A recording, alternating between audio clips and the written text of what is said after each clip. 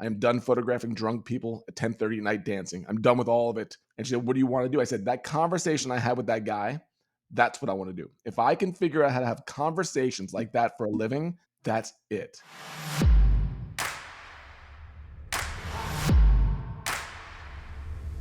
Hello, friends, and welcome to the Millionaire University podcast. I'm your host, Brian Guerin, with you today, and I'm excited to introduce our guest, Vincent Pugliese of Membership Freedom. Vincent's going to share with us exactly how the membership model works and the benefits that it can provide you in terms of lifestyle, in terms of time freedom, and eventually financial freedom. So if I can attract your attention to the front of the classroom, let's put our hands together for Vincent Pugliese.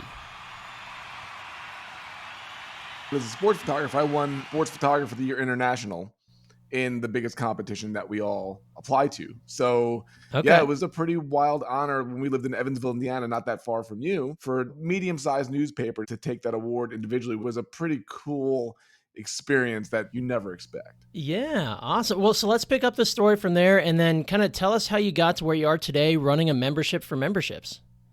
Yeah, it's funny because, and I love saying that. People go, what do you do for a living? I have a membership for memberships. And then they look at me sideways like a dog, like, what does that even mean? And I love to explain it.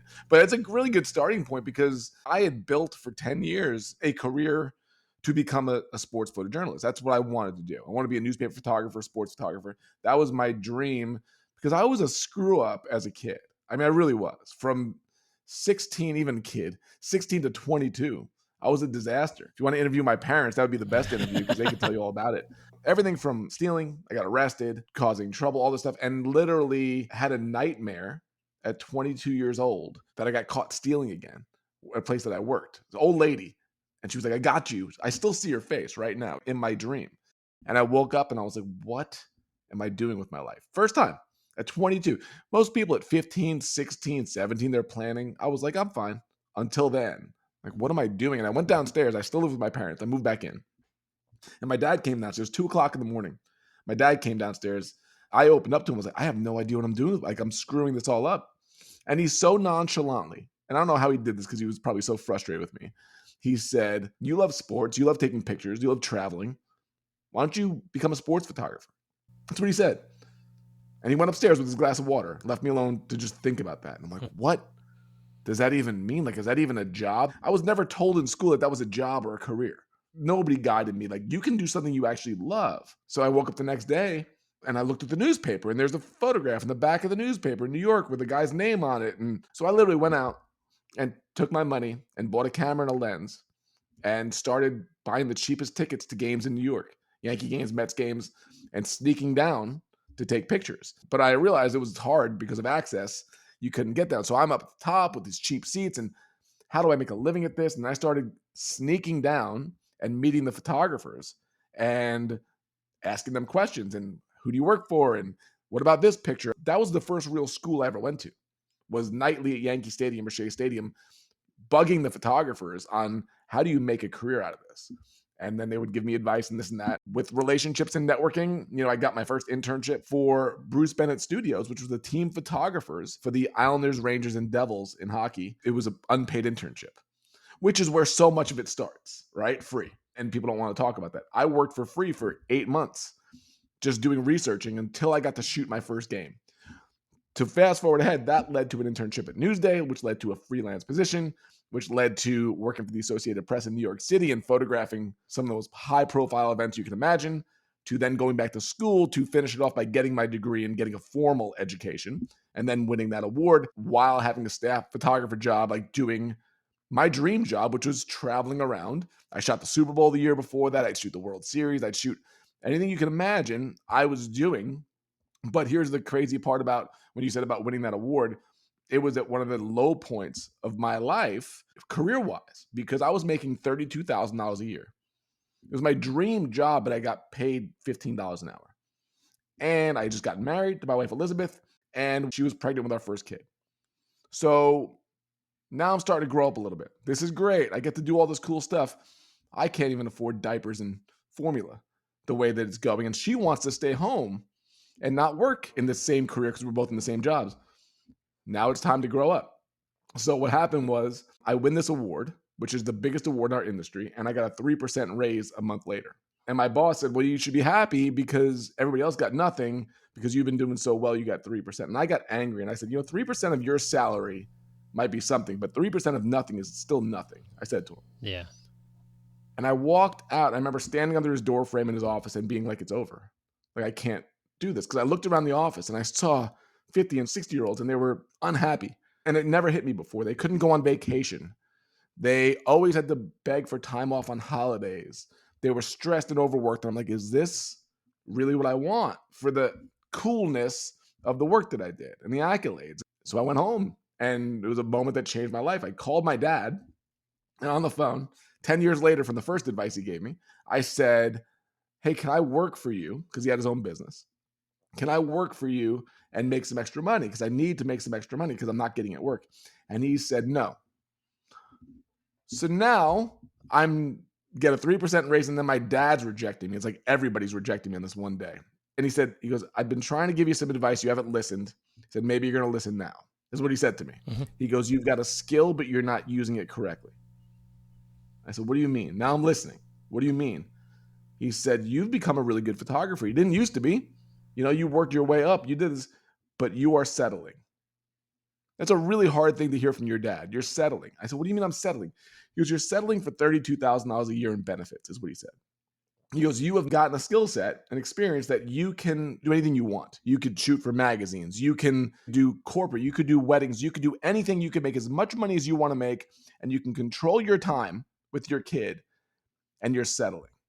And man, that's the opposite of what a parent usually tells a kid, which is like, calm down, relax on your dreams and settle down. Like, he told me that. And my dad had his own business. My mom was an employee. So I followed my dad's path much more than my mom's, which was much steadier. So I hung up the phone and I opened up the Yellow Pages and I called these different photographers to see if I could work with them, assisting on their weddings and stuff like that. They all said no. So I took the phone book and I threw it against the wall, if you remember a phone book. And they say, if you can't beat him, join him. I said, well, if you can't join him, I'm going to beat him. And I called my 8-month pregnant wife and I said, we're starting a business. That's not a smart thing to do when your wife's 8 months pregnant.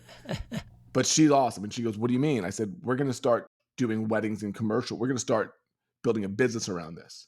And she was like, let's do it. And that's literally how our business world started, was right from that story, which I'm not even sure if you even knew that, but it started right from that. Yeah, I love that. I can relate to that. I started my marketing company 1 week after we bought our first house. So we ended up with a big old mortgage. And 1 week after we found out we were pregnant with our first daughter. So I thought that was the best time to go to my wife and be like, honey, I'm starting my own thing. So she gets I'm right too. there with you. Yeah. Yeah. And we're all in this mode of like, she wouldn't complain to me about it. And if she was scared, she probably wouldn't want to burden me with it. But I'm sure she was wondering, like, how are we going to do this? Yeah, I'm sure mine was too. She's very supportive, still is, but it was one of those where it's like, we're going in, there's no plan B, there's no quitting. We're just going, and we're going to learn, right. And we're going to make mistakes. And the first year in business is when you make in any business, no matter what you're leveling up with the next one, the first year is when you make the most mistakes. Right. And it's when most people quit. I mean, we started this business and we didn't think much about contracts. Oh, people are trustworthy. So we did contracts with a low down payment for a wedding because we're like, we just want to get it booked. Until we booked a $3,500 wedding back then, 20 years ago, which was a lot of money, with a $250 deposit, because let's just get him in the door. And then 3 months before the wedding, when the next payment's due, the check doesn't come in. And then a month later, I called the mom to be like, hey, we need to get this settled so we can do the wedding. She goes, oh, I forgot. My daughter's cousin agreed to photograph the wedding for free. We don't need you. And I was like, but we have a contract. And she said, but I don't care. And she spent $250 and didn't lose anything. And I was out over $3,000 that I needed. And then you learn, change the contract. That first year is where all the mistakes are made. And you grow from it. Absolutely. So you shifted into starting your own wedding photography business. How did that then morph into teaching in a membership style type of business? So we did that for about 10 years. Within a couple of years, we became the top in our industry, in our town.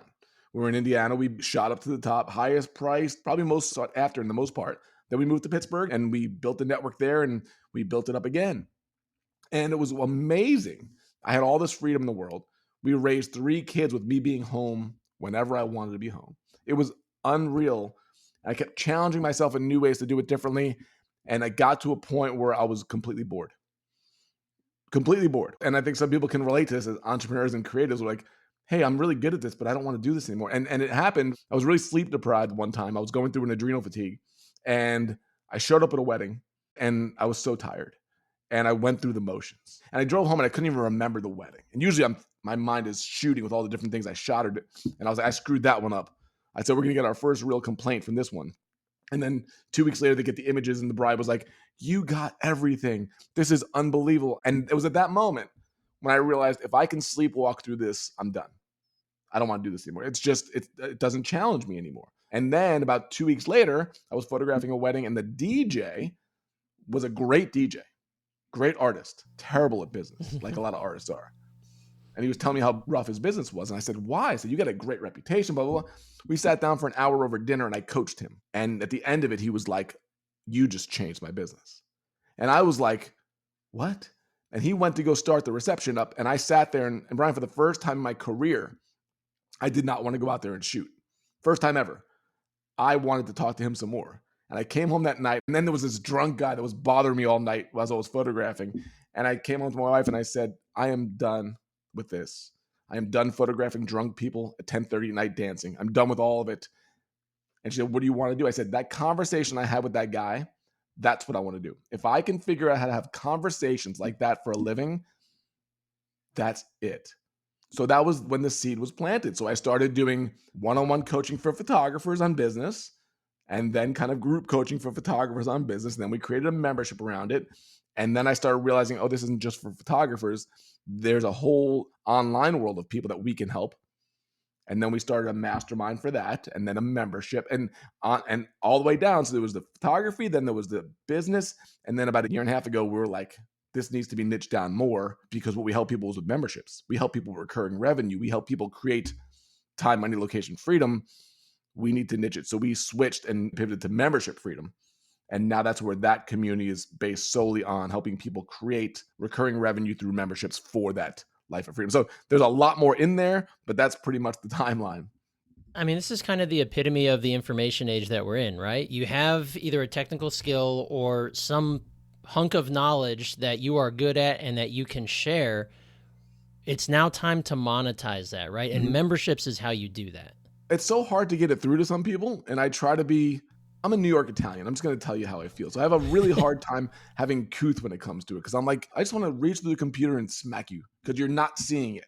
I love hard work and I'm not against hard work, but there is something different in your life when you have recurring, predictable income that shows up as long as you deliver for your people and you don't have to hunt clients down every month. The people I talk to all the time, that they're great at their business, but they're in constant client work and they have to keep finding new clients and the clients are stressful. It's like, what if you created something that was a different price point, a whole little bit different of a world for those same type of people where you can have that recurring revenue and then your client work is less and more specific and higher priced, like the stadium that we're going to talk about, right? Because each has a level. So the memberships for us, it's the holy grail because you wake up in the morning and you look at your phone, and there's 7 payments that came through before you even got out of bed, and it changes the way you go about business. You don't work in desperation. You don't work in short-term thinking. You're constantly thinking, how do we make this better so that 3 years from now, it's even so much better? And I think when you're in constant client spin is what I'm learning from the people. And I was there constantly looking for the next client, constantly worried about high ticket, low, all this type of stuff, as opposed to I'm going to create recurring revenue that is over delivering for them and giving me the freedom that I need for myself. If I'm listening right now, my first question is, do I have what it takes to start a membership? What do I need to have internally? What type of skills do I need to have in order to start a membership? Or do I need any? Yeah. You better. Otherwise, it's not going to be a very good membership. You better. The hard part about explaining memberships is it generally just doesn't start like I'm going to start a membership. The way I view it is it's like building a skyscraper.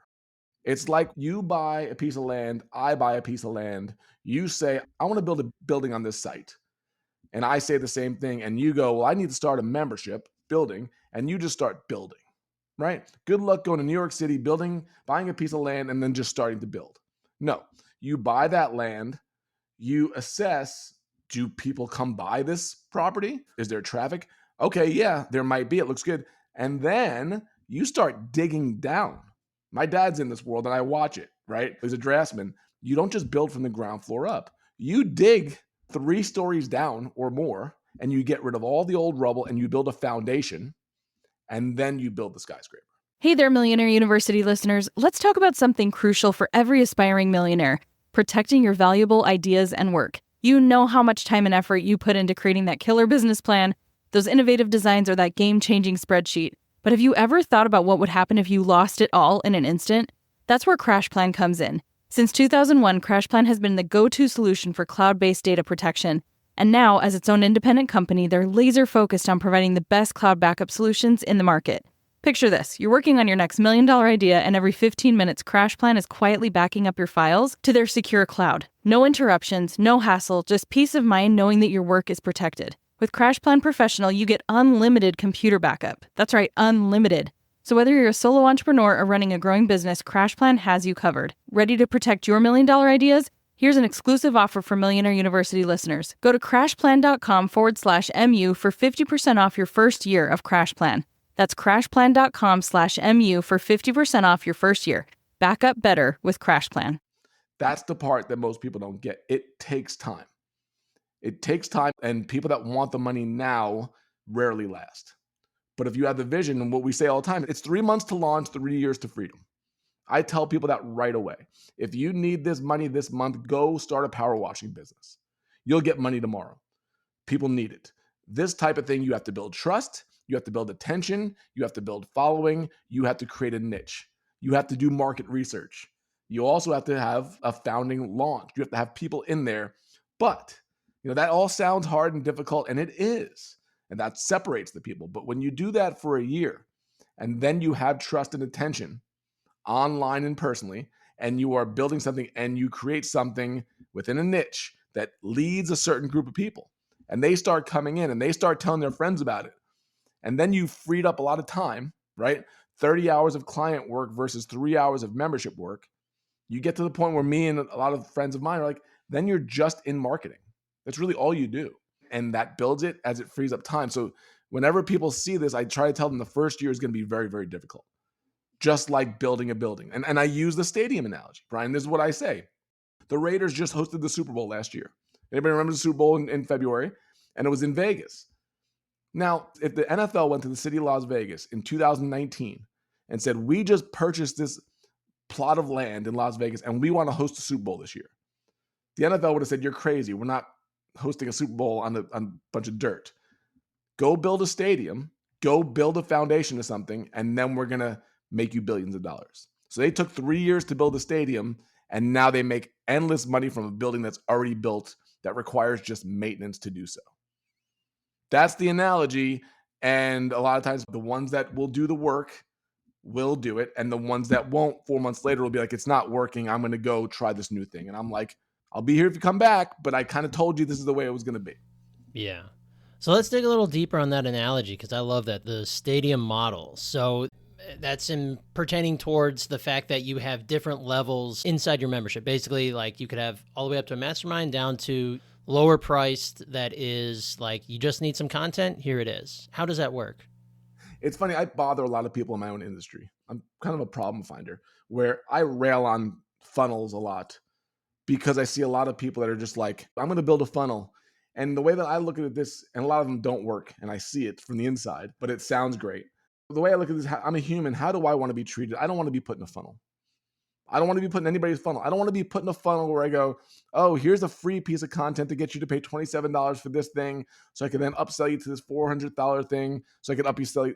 I don't want that. I don't trust that. That's the approach of the marketer trying to sell, right? We're going to ascend them to higher price points. What's in it for them? The way I view it is this. As a sports photographer for 20 years, I realized sports is the greatest business model that nobody talks about. It's a phenomenal business model, but we get so hung up on Taylor Swift and Travis Kelce that we don't see the model behind it. And the model is this. They build the stadium like we talked about. They play that game in that stadium, and they give tons of content away for free. If you think about it, Cincinnati Reds, right? Beautiful ballpark. Love going there. You can drive all around Cincinnati, everywhere you want to go, and you can listen to the Reds games for free.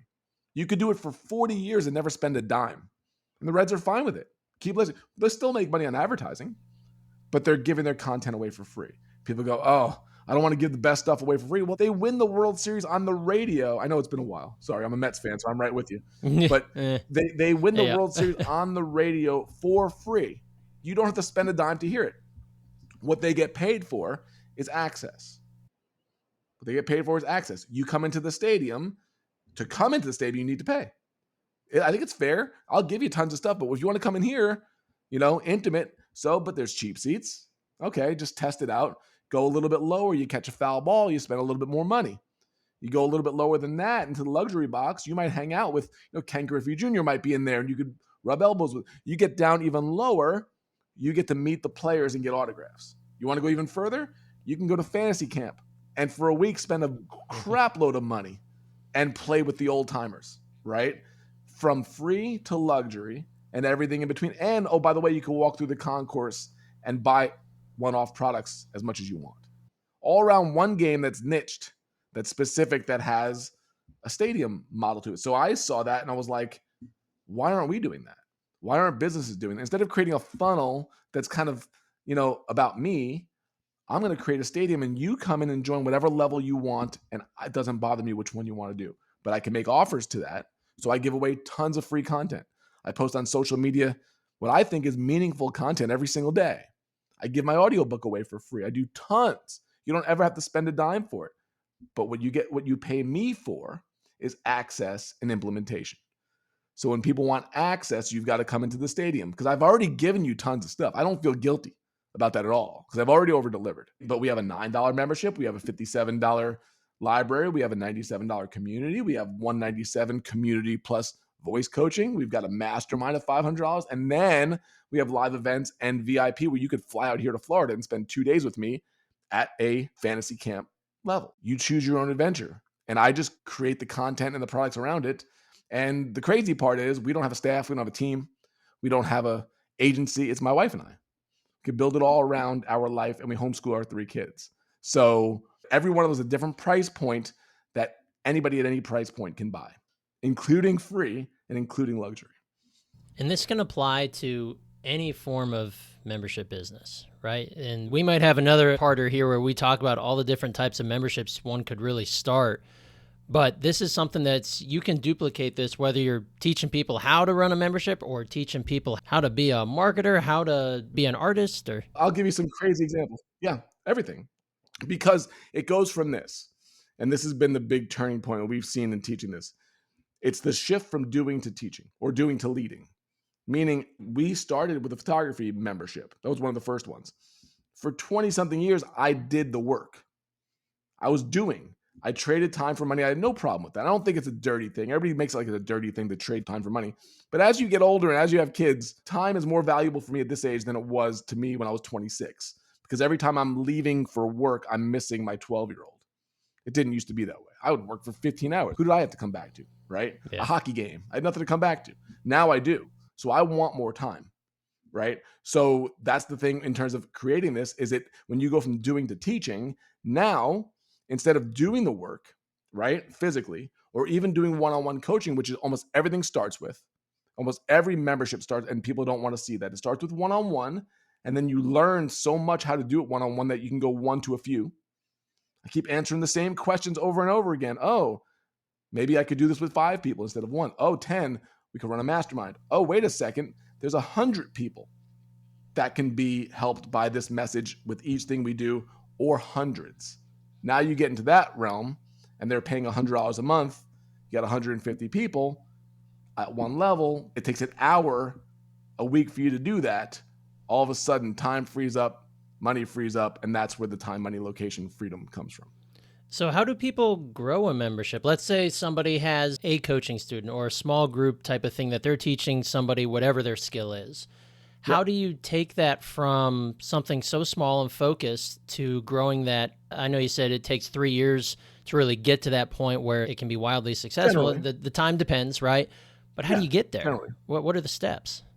Oh, that question is exactly what we talk about every single day within our group. It's not an easy answer. I mean, the easy answer is to over-deliver for the people that you're serving As Seth Godin said, do the best you can for the smallest amount possible. Keep learning, keep over delivering for them, have them bring people to you because you've helped them so much. Keep marketing and creating content that attracts new people in a trustworthy way, just like the radio station, right? I can listen to the Reds game for a year or two, or maybe 6 months, and then be like, yeah, sounds good, sounds good. Then that sounded awesome to be at. I think I have to go to a game. And that's what happens with me. They'll follow my content for months. Like, oh, it's good stuff, making me think, oh, I need to learn from this guy now. Oh, and then they'll send me a message. And I don't get on a call with people all the time, but I'll do it once. And then they'll come back and they'll be like, can we talk again? I'm like, I can't. That's what this is. The Reds might give you a free complimentary ticket to go to their first game, but they're not going to give you season tickets for free. And that's where it comes in, where if the people need what you have and you've niched down so clearly that you solve a specific problem for a specific person in a certain way, you're going to have people that want what you do. So that's the whole thing about niching down to a specific idea. When we went to memberships, it's clear. People that want memberships come to us. Otherwise, they don't. And I'm totally cool with that. That's the niche of our stadium. And this type of thing, I'm trying to think of in terms of people wanting to grow this. There's all sorts of marketing things you can do. Like you said, funnels. You're kind of the anti-funnel guy, which I'm on board with that because funnels annoy me. But there's so many of them out there that, like you said, they have the tripwires and they have the low offer, they have the mid, and then they sell you into whatever the big group is. Mm-hmm. I guess it's really all about content. So you kind of need to be able to be cool with putting out content, right? I guess there's more than one way to skin the cat, but that's the way you do it, and it seems to work. It's two things. It's content and connections. That's it. So you're in Cincinnati. We were in Pittsburgh for 10 years. And the analogy I use comes from Pittsburgh. If you've ever come to the city, it's a confluence. It is two rivers that come together, the Allegheny and the Monongahela. They come together and they form the Ohio River, which a river you're familiar with, right? Mm-hmm. It's, I think, the third to fifth largest river in the country. Well, the analogy is it doesn't just start as a giant river. It starts because of two rivers coming together, two smaller rivers that I think it's the Allegheny starts up in northern Pennsylvania, and it's a tiny stream. It's the greatest story, and I really need to write more about that. It's a tiny stream. There's a picture of it. It looks like your backyard when it's raining. That turns into the Allegheny, which feeds into the Monongahela from the other side. And at the point where they converge, the Ohio starts. Ironically, it's right where the stadiums in Pittsburgh sit. It's ironic because that's really where it comes from. So the three rivers come together. Well, the two come to form the third. So when you say, where does a membership start? A membership or any business in my teaching starts at that point of where those two converge. Meaning, if you aren't creating consistent, relevant, meaningful, helpful content, and you aren't connecting with people on a consistent basis in an honest way, you've got two trickles rolling downstream somewhere that converge to nothing. And then you go, why is nobody buying my membership? Because nobody cares, because you don't care, and nobody even knows what you do, and nobody even knows what you believe in, because your content is bland or non-existent, because you're using AI to create your content that's not really you, because you're not bold enough to say what you really believe. Nobody's following you. And you're not connecting with people. People send you a message and you send them a thumbs up. One of my biggest pet peeves. Send a message and get a thumbs up back. You don't even have the time to write thanks. It's right there. We've gotten so used to technology that we blow off connection. And I'm telling you, personal invites, Brian, personal invites are probably 75% of the signups that we get within our memberships. Me forming relationships, people following my content, me connecting with them connecting with me, us having a relationship, us having a conversation, them seeing what I do is really what they need, and me saying, hey, you should try it. And then go, okay. Or not yet. Okay, maybe later. That's where it all comes from. And everybody wants this magic bullet of technology. And technology, to me, is just there to build relationships. It's not there to make a sale.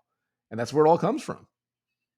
And so I have a thing every day. I create content, I make connections, I make offers. It's a very simple process that seems very complicated. My favorite line is, the greatest form of sophistication is simplicity. It's true. To me, it's just very simple. Create great content, make real connections, make honest offers. That's how you build a membership. I love that. So you mentioned content. I want to dig in a little bit on that. Yeah. That's a huge thing that I mean, so many people do it. So many people don't do it. So many people are scared of it. So many people hate it. So many people love it. A lot of it is automated now. Tell me about your approach to content. I got an idea of it. It's honest, it's trustworthy, it's connecting, it's providing value. But what do you talk about? What's in your mind when you're sitting down to write? LinkedIn and Facebook, are those kind of your content? Facebook's probably main. LinkedIn and Instagram are a far second and third. We're building that back out. I was on it for a while. I went away from it because I went through what everybody else went through, which is like, I'm tired of all this. So I backed away for years. And it didn't matter to us because I was so good at the connection side of it that even without content, I can have so many conversations and people be like, I knew what you're doing. We've revamped that where like content is really important. I just think it is in terms of building trust. I'm a better content creator by creating more content. I just am. I become a better writer. Everything to me starts with writing. It doesn't start with video. It starts with sitting down to write. And then everything can be repurposed from that if we want. Everybody has to have their own approach. I don't think there is a cookie cutter. I don't think you should follow my 7-step formula because it does not work for everybody. But for me, my whole thing is what we sell is not a membership, but a lifestyle. We sell a lifestyle. I sell a lifestyle that all this takes 4 to 5 hours of work a week for me that people expect from me. And everything else I get to create on my own. And I think a lot of people like that lifestyle. I have 2 calls today, you and my membership call. And right after that, me and my son are going out, hanging out on a daily basis. That's what we do. It's the most important thing I could do. So my content a lot of times comes back to that lifestyle. It's often not about memberships. I can't remember the last membership post I did. There'll probably be one coming soon, but it's generally the lifestyle that we live, the purpose in which we live, right? And when we talked about the honesty of the content, I rail on so much of the stuff that everybody finds as best practices these days because I don't believe in it for myself. I'm not saying it's wrong. I'm saying from my perspective, I don't want to read your stuff that AI wrote. I just don't. And I'll unfollow it. Just don't want to hear it. I want to know the person. And no matter what you tell me about, oh, it speaks in my voice, I'm disinterested. I want to know from you. So I will rail on a lot of things that people will embrace these days. Here's the way that I see content. I look for things that nobody else will see. And then I say things that other people are afraid to say. That's my approach. That's how I stand out. That's how I get the people that like what I do. And it also repels a lot of people. My brother-in-law is not signed up for my membership anytime soon. I'll tell you that. And that's totally cool because it's not for him. And if you know who you're for and you can target them and help them and over-deliver for them, the rest of them don't matter. They can find somebody else, which is totally fine. But if you can't repel and attract, you're going to be middle of the road and you're going to be vanilla and people are going to be like, yeah, he's okay, but I'm not going to do anything. So that's a part of the approach of my content creation. Yeah, it's a dog whistle to attract the people who you want in your world, right? And to repel the ones who you don't want in there. Because those who maybe they think they'd be good and they hop in, but they turn out to be a thorn on the rose, that's no good for anybody. That's a lose-lose. So all around. Yeah. One of the big ones for me is excuses. I want to do something where I have a jar and it's like every time you hear me make an excuse, I'm going to put a $50 bill into it and we'll let that collect and then we'll donate this. I don't want to make any excuses, but a lot of times it's like, well, I couldn't post today because my kid was sick. I couldn't post today because no, it's all an excuse. It really is, because if you're scheduled and you're planned and you're thinking about it, if you're in bed for a week, I had somebody tell me they couldn't do anything for a week because they were in bed. I'm like, last time I was in bed sick, I created more content than I could imagine because I wasn't doing anything else. I'm thinking and I'll write some stuff. What does it take for my thumbs to move? Like you can always make an excuse for why you can't do something. And when you're sick, some of the thoughts that I had, I didn't have when I was healthy. So it was actually deeper content, a little bit more humility or a little bit more humanity, right, to it. There's always a reason why you can't. So anybody that makes excuses can say, oh, you don't understand, I was left behind or this and that. We all have it. Mm-hmm. We all have the stories, right? So those are the people I look to repel. I want those people to see my content and be like, I don't want to go anywhere near him because he will drive me crazy. And I'm like, perfect. Right. That's exactly what I don't want. So who's it for and who's it not for? Right. Absolutely. And I can relate to that, having been on, I got back on LinkedIn and actually started producing and writing content. My goal is at least 3 days a week.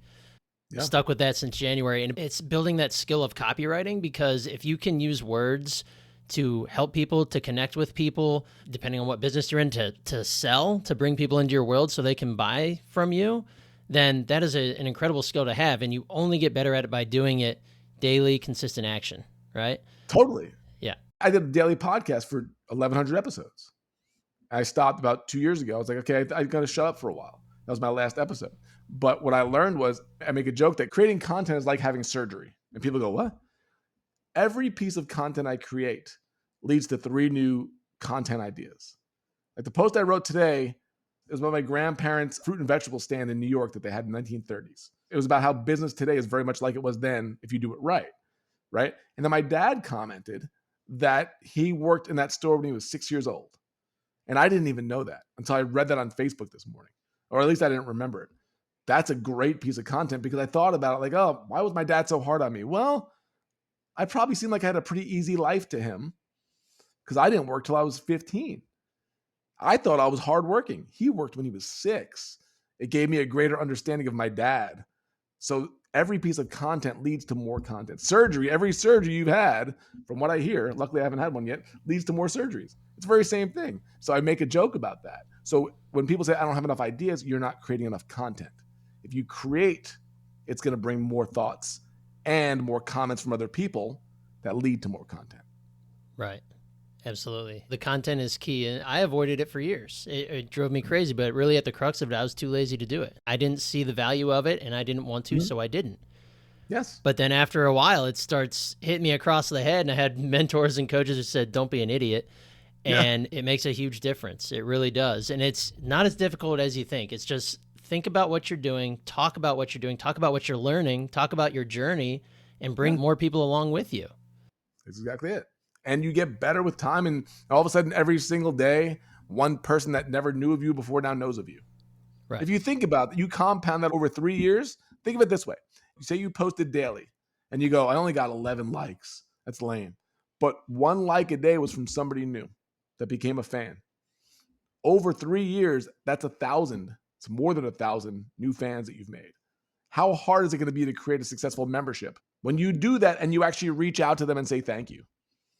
Like, I've never known anybody that did that, but I'm like, if somebody comments, not everybody, I can't. I think it was, I can't remember who said it, do for a few what you wish you could do for many. I think it was Andy Stanley said that.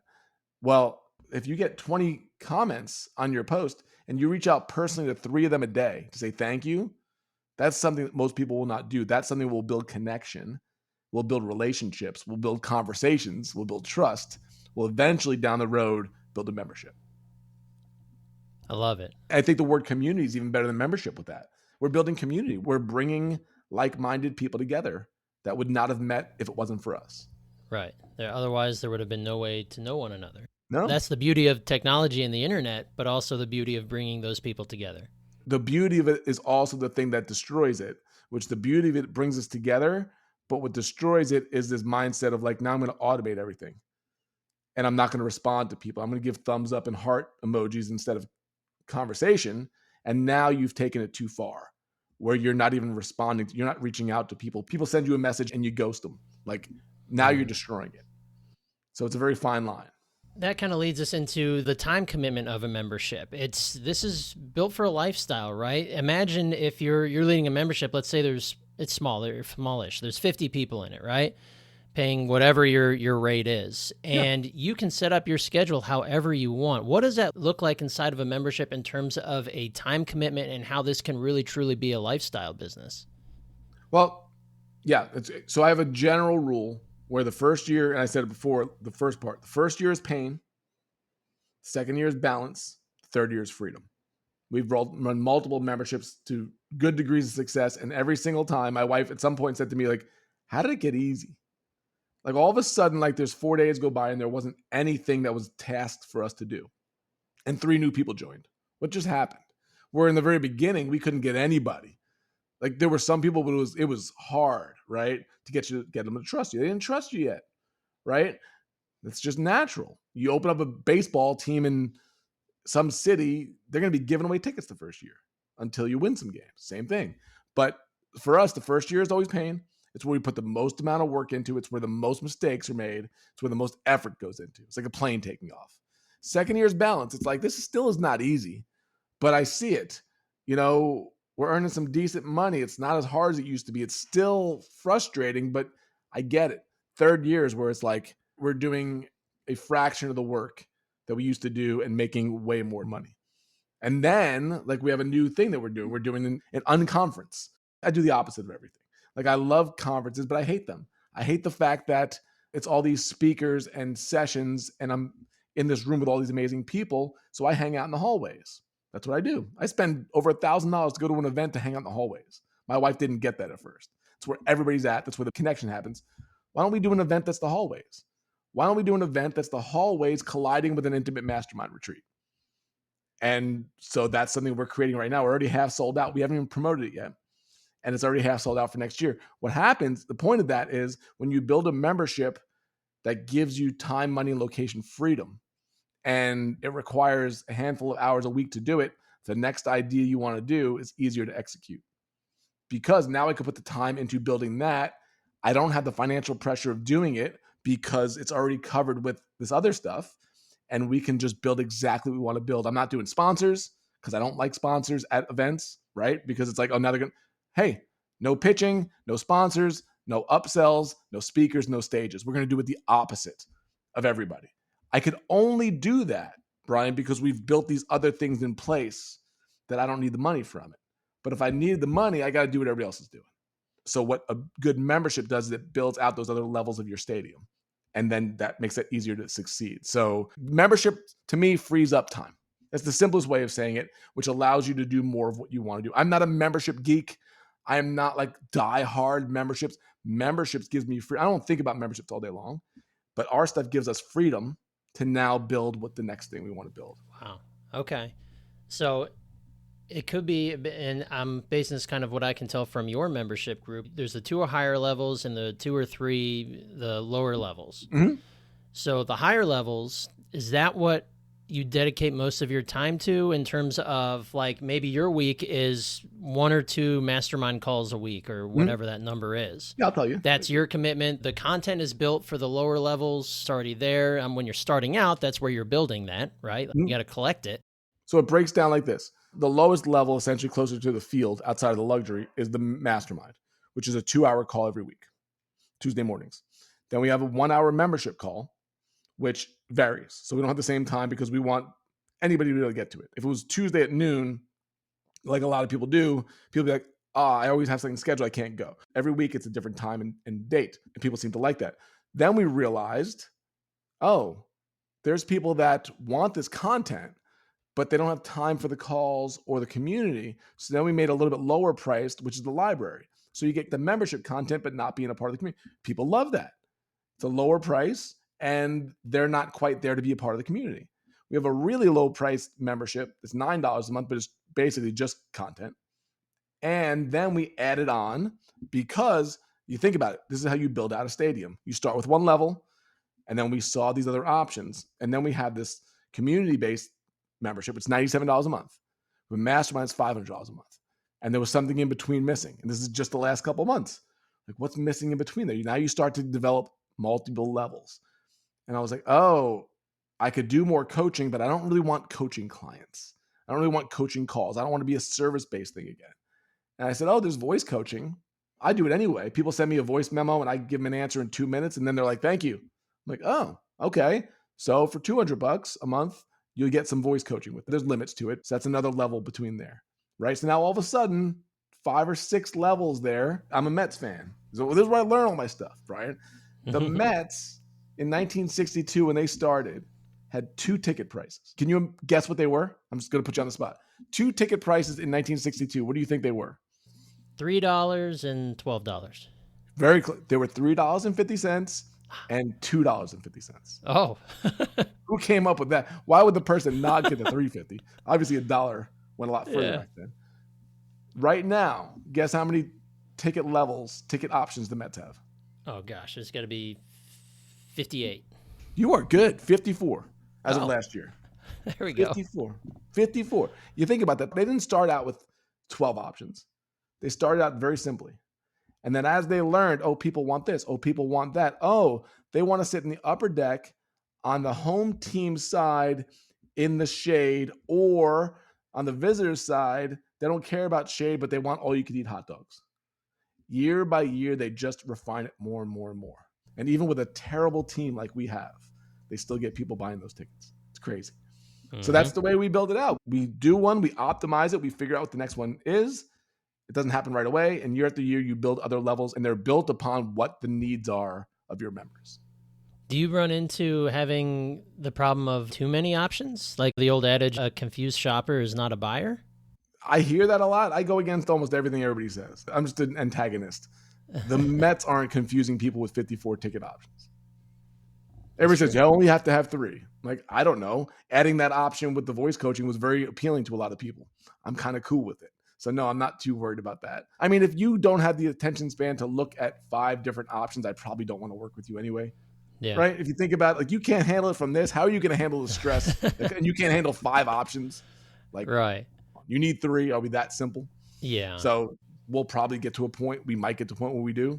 But as of right now, nobody's ever said to me, you have too many options. I can't choose. I guess it kind of depends on what your membership is about, but does it lend itself to churn, or do people come and they stay forever? Or is it like, do they come to Vincent's membership and they learn everything they need and then they bounce? Or how does that work for you? Or, A little bit of everything. okay. There's times people come in for 2 months and leave, and you go, we didn't even get started. And then there's people that have been in since the beginning, and they feel like this is their community, this is their tribe. About memberships, here's something that we've learned, even the more recent stages, because you keep growing, you keep learning. My son's taking martial arts, and I learned such a great lesson from John King, who's his instructor.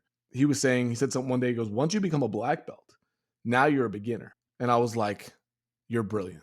I walked up to him and I said, you got me. So you got me. Like, I'm never canceling. You'll always get my payment. You figured out a membership model that I can't get out of and I don't want to get out of, which is constant improvement towards a specific goal. Right? So this comes down to the idea of having a forever challenge. This is a big one. If you can create a forever challenge within your membership that every person that lines up is ascending towards, it lowers the churn because they want to keep. In martial arts, it's not confusing. There's this belt and then there's that belt. And if I do these things, I'll get to that belt. And I know the steps. So for us, we have a roadmap that we take people on: content, connection, niching down, market research, founding, launch, and then a full launch, marketing, and then the new levels you're building out, all the way to building a stadium that there's income streams recurring from every different level. Very few people are there. So they have an ascending goal to get to, which keeps people in it longer, but it keeps them also getting better. So that's the same thing with martial arts. If martial arts was, yeah, come in, we'll talk about kicking. Yeah, maybe today we'll talk about punching. Yeah, okay. People are like, what am I even here for? But when I realized not only did they have a forever challenge for us that we had signed up for and we are seeing the improvement with, why would I ever cancel? Why would I stop spending that money? I'm happy to spend it because they created a model and a forever challenge that we're excited by. I love that. That's a perfect concept. Why would anyone want to leave? And I think that also harkens back to the concept of community, right? Like when you're Yeah. part of a community, you're part of your people, right? Why Yep. would you ever want to leave? And there are people that leave. But here's the difference. 3 years ago, when people would leave, I would get kind of like bummed. I would get like, that's disappointing. Now, like, we had a cancellation this week, and I looked at it and I just literally took a 10-second assessment. I said, that's perfect. They weren't doing the work anyway. The people that leave aren't doing the work. When you can create a forever challenge, when you can create that path and people quit on the way, they're not subscribing to it. They're not doing the work. I can see it. So I'm like, it's a bummer, right? Financially, okay, I got a little bit of a hit. But when you have memberships, you have recurring revenue, when each person is less than a percentage of your income, it's just an ego hit. When your client base work and you have 5 clients, each client losing is a financial hit. For me, memberships is an ego hit. What didn't we do good enough? What can we do better at? But if somebody leaves that's not active and I've tried to get them active and they still leave, I'm just going to bring in somebody that's going to do it. So that's a big mental shift that I've went through in the last 3 to 5 years. Yeah, they're self-selecting, and it's to everybody's benefit because for whatever reason, they didn't feel they were a fit. If they were a fit, they'd have done the work or done what was required, and maybe it's not right for them, and that's cool. But it's also good for you because now there's a spot that's open for somebody who is going to come in and be part of the group and find their success with you. Yeah. And it's also up to me to learn. Like, hey, what could we have done better? What could I have done to get you to have more? Like, I can't look at it like it's all them. The first live event we ever did, Brian, the first retreat we ever did came from a guy that was in 2 different masterminds. And he was in mine in a different one. And he quit mine, even though he liked mine better. But the reason why he quit is because his wife gave him an ultimatum, one or the other. You're not paying for both. And the decision came down to, well, I like Vincent's, but the other one has live retreats and this one doesn't. And it was a higher price thing, but he went with the one with the retreats. And immediately I called a friend of mine that was in our group, and I was like, and we were early on. This was 6 years ago. I said, we're doing a retreat. He goes, when? I'm like, I don't know. He goes, where? I said, I don't know, but we're doing it in 5 months. And we did. And that was the first one we ever did. And I was pushed because he left, because we didn't do something that he really wanted and I wanted to do. And now we're doing this other event built off of that. So the people that leave actually teach you how you can improve. You don't always change because of them, because sometimes they might be lunatics, right? But if you listen to them and they have a good point, you build the stuff around the people of what they want. So we grow because of the people that leave. Yeah. Listen to what they want and build it, right? Yeah. If you want to build it. If you want to build it, right. If it makes sense for you, and heck, you get a whole nother price point there too. It's like adding another section to the stadium. Totally. If somebody says to you, hey, I love the community, but I don't participate in the calls, but I love the content. Oh, instead of being like, oh, it's like, oh, what if we created this? That would be perfect. We've had that all the time. If you did that, okay. What does it take for me? We've already built the membership portal. We've already built a membership site. It's just giving them access to it. The library for us is no extra work, zero extra work. It's already being done for the community. Why not offer that? It's almost like a donut. We've got this donut and we stamped the hole in the middle of it. We got this ball of dough in a circle. We throw it out, or we can glaze them and call them donut holes and make more money from those than we did with the actual donut. That's how you constantly figure it out. There you go. All right. Well, Vincent, we're bumping up against time here. I could go all day. I want to have you back. We're going to talk about as many different types of memberships, or all the different ones you've experienced or mentored others on that have opened up. I know you have I've heard a lot of cool ones that I would have never considered or thought there could possibly be a membership around. I'm sure there's plenty that are more mainstream, but some are more out there and doing incredible things. So we definitely want to hear about that. But Vincent, tell our listeners, how can they get in contact with you? How can they check out your membership for memberships? And what's the best way to do that? Yeah, the website's mymembershipfreedom.com. On there, we actually have a quiz. We built a quiz based around, hey, is a membership right for me? So you can take that quiz. It's for free. Anybody on there can go to the website. It's right there. And just online, Facebook, LinkedIn, find me there, follow me there, or connect. Probably the best ways. Brian, I'll send you the link. I give away the audio book for my book, The Wealth of Connection. I can send you the link.